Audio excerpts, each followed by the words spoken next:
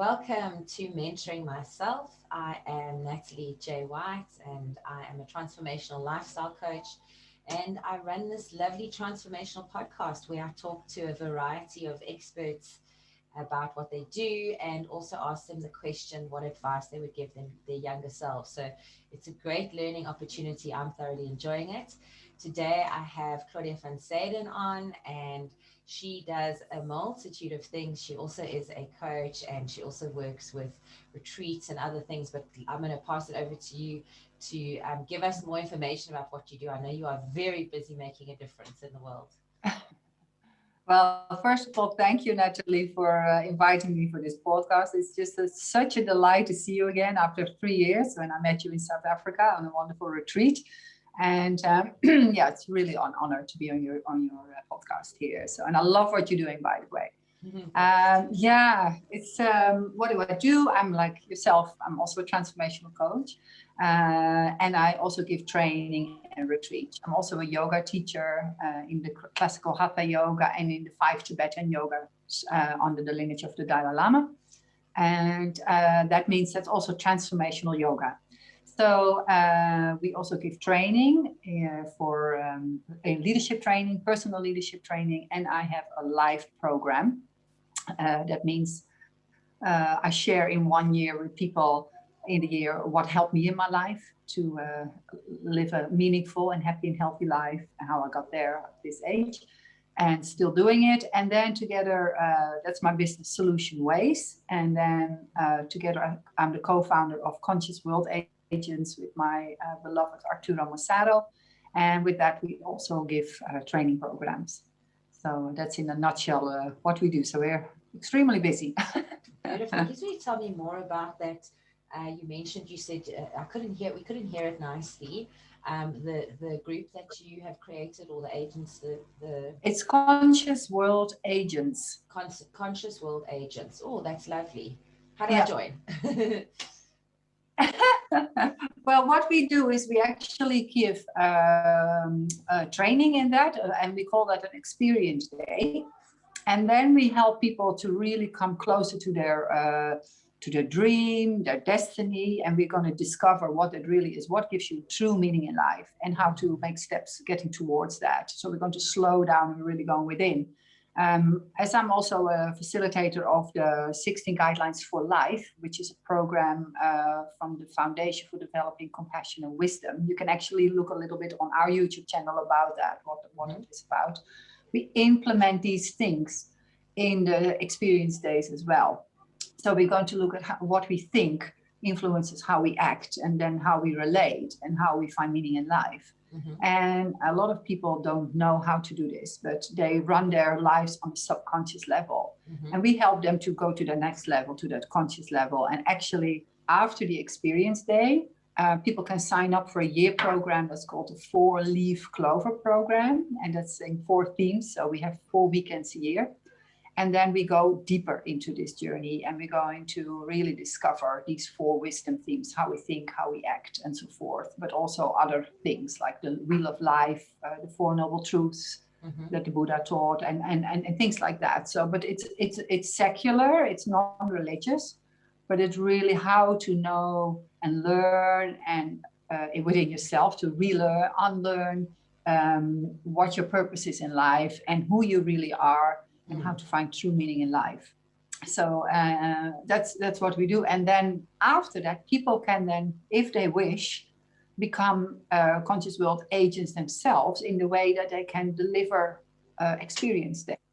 So we can we try to do that, and then we start to create all these pods in the world where people can help each other, support each other to unlearn and rediscover what you're here to do. And so we started at solstice last year. We wrote the program last year till December, and then on the 21st which is our winter solstice here, and your summer solstice, we did. We launched it, and since then we've been giving live training, but also online training in this. And from that, people have already signed up for our first 4-Leaf Clover program that starts in September. Wow. That's incredible. yeah, we have now ambassadors as well who say, wow, this really changed my life this one day already. And they are just like, yeah, let me go ahead with this. This should be taught to everybody when they were younger. That's why I was so keen to come on your podcast, because we don't learn the skills from a young age, you know, how to really, live a meaningful life. Yes, yes. Yeah, no, that's definitely, that's what sort of led me to this, this coming up with the concept for this podcast was, you look back at your life and and like obviously I have children as well, and you think like I really want to impart to them the stuff that I've learned in the last few years, because I was sort of living a very sort of typical program, the usual program that's running, the cultural program that's running. I was had the sort of steady job and a house and, the basic things. And I realized that I was bored and I wasn't really having as much meaning. I have been lucky that I was a teacher, so I always was connecting and was feeling like I had a positive humanity plus purpose, but not to the degree that it was an actualization of everything that I am and all the gifts that I have and the abilities and whatever, which is ultimately your signal of what you should be doing. If it's easy, if it comes naturally, if it's something that you can't stop yourself from doing, then that's your thing. But I think a lot of people don't even get an opportunity to even try something, and so how do they even know, okay, this is my thing, so yeah, so that's absolutely beautiful. I definitely want to hear more about that after we finish this podcast.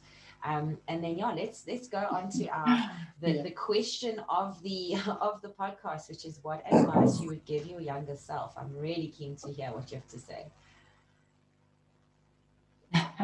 Well, this is really funny. I'm just, because I live in a sort of building where we have lots of people living together in a sort of community. A little boy is just knocking on our door. Okay. So I'm just going to say hello to him. That's because he's obviously not going to find his mom. So first I'm going to give him some pause for a moment. So we're going to just continue. Of course, we are all online these days and we're in our homes and everything. So interruptions are to be expected. I had my kitty was meowing in the other one because he wanted to be let in the room as well. So, hey, we've got a great lifestyle. We get to work at home. We have nothing to complain about. And I'm sure the listeners don't mind hearing a kitty calling for help or hearing a kitty shouting to get out the room, No, and I think actually it was a really good point that he made there, because you asked that question, what would your inner child say? And what would you have told your inner child? And he is a great example of that, because he's such a bundle of love. He would come in my room and he would see the cat and then he would say, oh, I think Tara just needs some love, and then he goes towards her and he cuddles her. And what he really teaches me is don't be afraid to ask. Just ask what you need and ask if you know what you want. So, and he's a real good example of that. So I really love the fact that he walked in and came in. Because it was so cute. He walked in, I could feel it. Yeah. And he was standing there and he was looking, and he knows, because I'm working so much online, I'm coaching people all over the world online, from Mongolia to, So he was like, he knows that he needs to knock. And sometimes if I'm busy, I put a sign on the door and then he knows. Yes. But in any case, I didn't put it on here. So he opened the door, realized I was working, went back, closed the door and knocked on the door. Oh, that's but, so cute. It didn't stop him from expressing what he wanted. And I think that is something, I have very strong parents, they were quite opinionated. I was born in the 60s and raised in the 70s. So in Amsterdam, 7th generation woman from my mother's side, brought up in Amsterdam. Quite strong women, most entrepreneurs, serial entrepreneurs, all working. And my mother was with the Women's Liberation Front, and all these things, and quite radical. But I would say I'm also more softer in that. My softer skills, I think, are more developed. And I noticed as a child that a lot of people were shouting out their opinions, their beliefs, and I would sit and look at them, thinking, why do you need to hello everybody, this is what I think, kind of thing. There could have been a more gentle approach, and that was sometimes intimidating also for me. So to be heard, I also had to raise my voice. I had to make a stand. Otherwise, one wouldn't pay attention often. So, but what I learned from my school, I went to school from a Jena plan, which is a different type of school where we have a circle round where we start today and we end with a circle round with all the children and the teachers. I learned that it's okay to speak.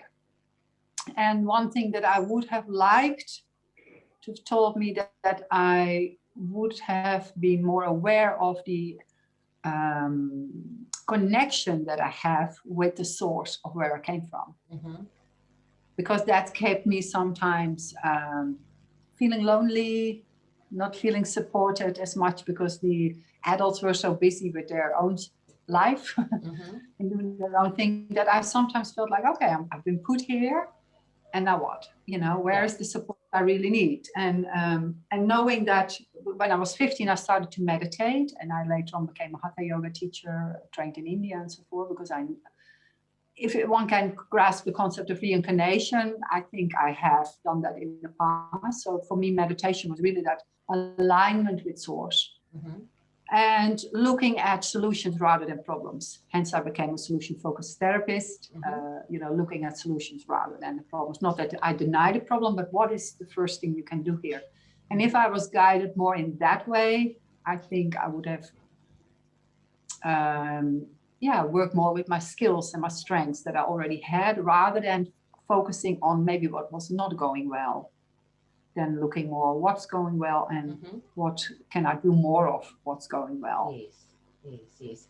I think the current, the educational culture for the last, 50, 100, however long, it's always been about, you have all these subjects, and the subjects that you're not doing well in, they give you remedial work for that, and they give you extra work for that. And so you end up hating it even more when it's not actually your aptitude, it's not actually your highest value. And even with my own kids as well, they were out of school. Obviously, we traveled for a year, so they did sort of travel schooling for a year, but then they also did unschooling for a year.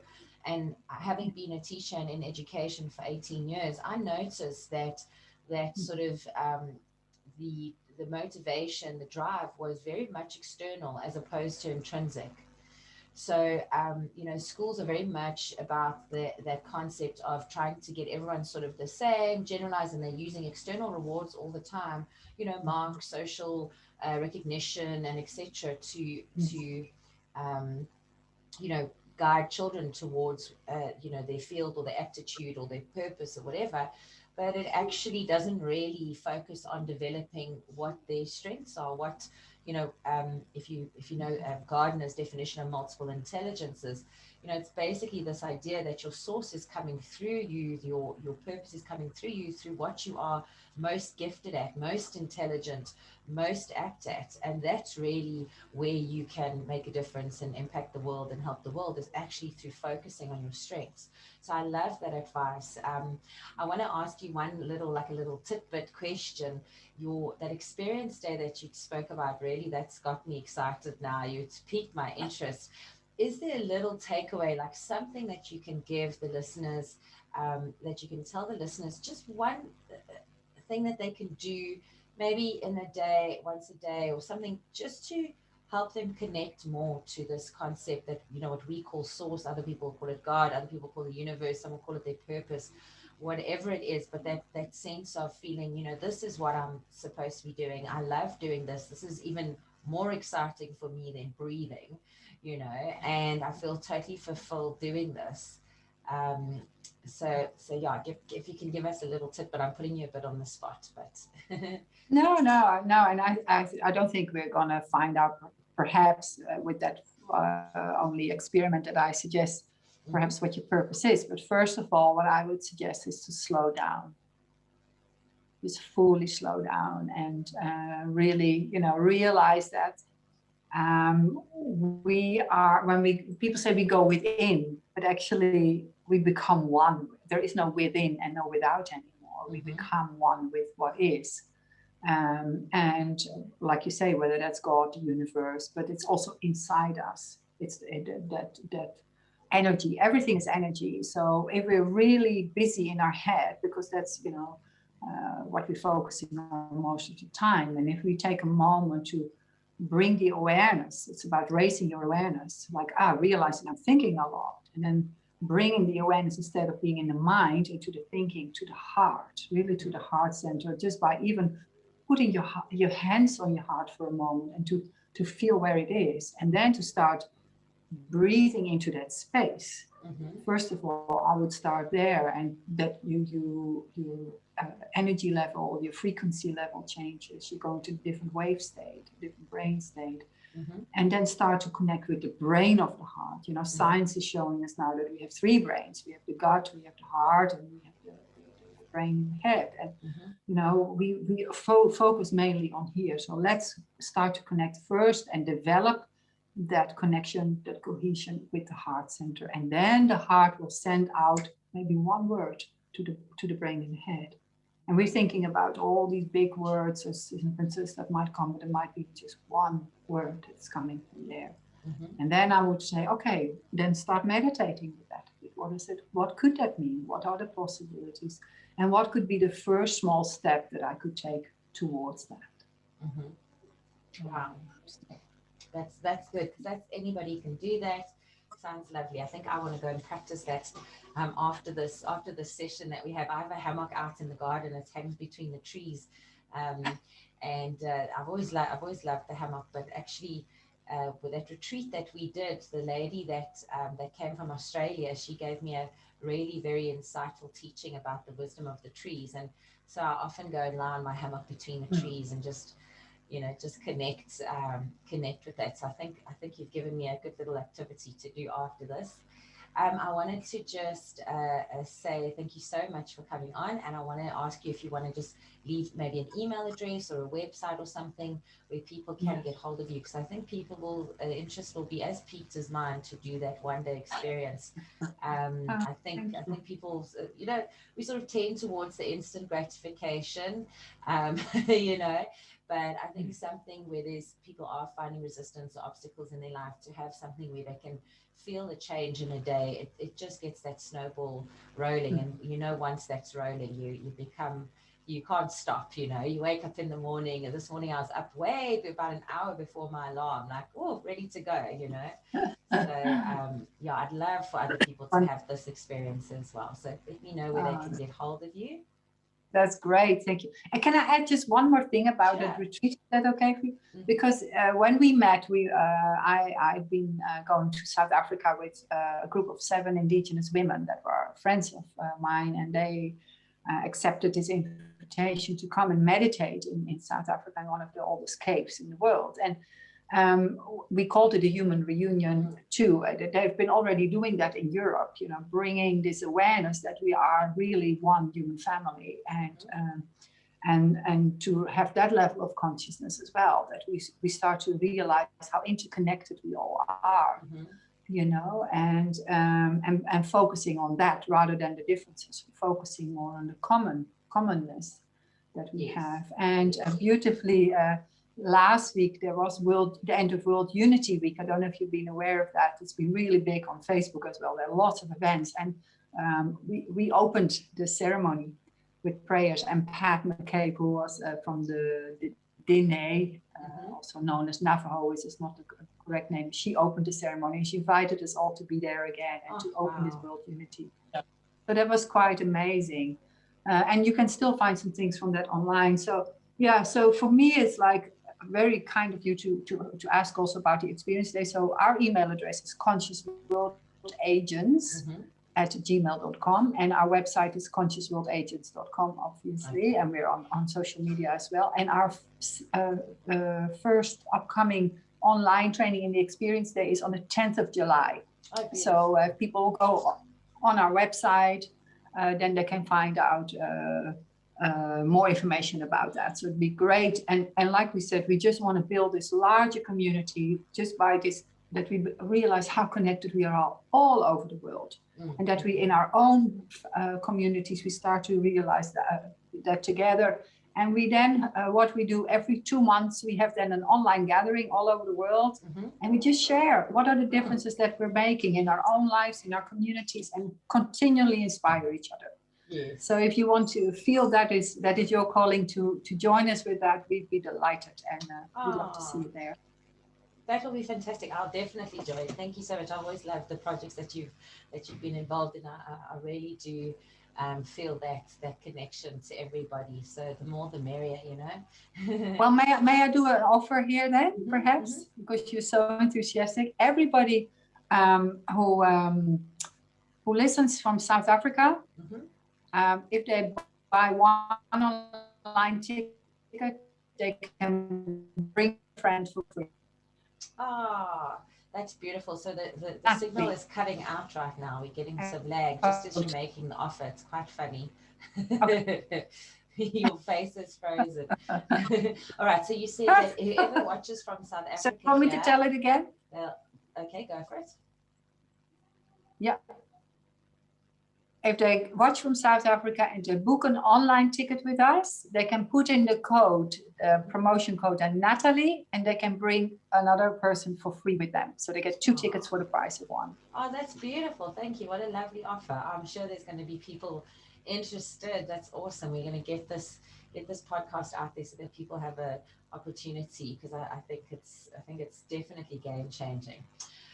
Claudia, it was so lovely to talk to you. It always is, and I appreciate you coming here and chatting with me, coming online and chatting with me. And I just hope you have an absolute marvelous day, and I bless you with all your other missions and projects that you have. I give you my absolute blessing, and can't wait for us to work together again on something. It's going to be great.